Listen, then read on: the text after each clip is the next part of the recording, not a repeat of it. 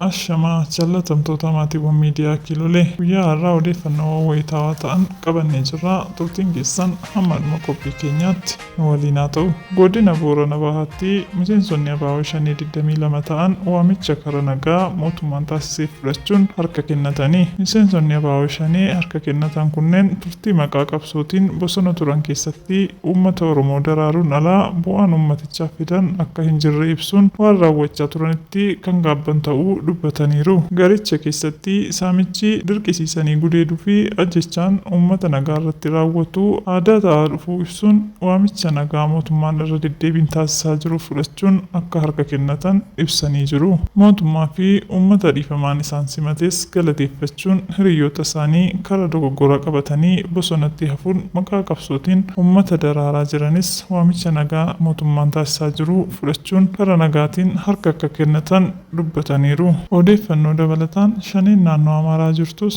aduun itti dhiyaa jiraachuu dhagahamee jira. Hidhattoonni garee Jawusaa naannoo Liiboo Kamkam jedhamu turan hiraara uummaticharra ga'uu gaabbuun harka kennachaa jiraachuu dhagahame.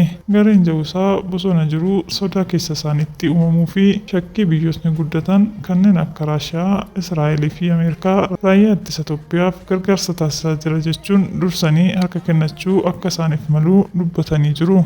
Jawusaan bosonatti hafee barbadaa'uusaa duraa harka kennachuun akka isaaf maluu beekuun harka kennachaa jirasi. Egaa kabajamtootaa fi jaalatamtoota dhaggeeffattoota keenya qophii guyyaa har'aa qabnu asumarraan golomnaa yeroo dansaa qabaadhaa. Galatooma.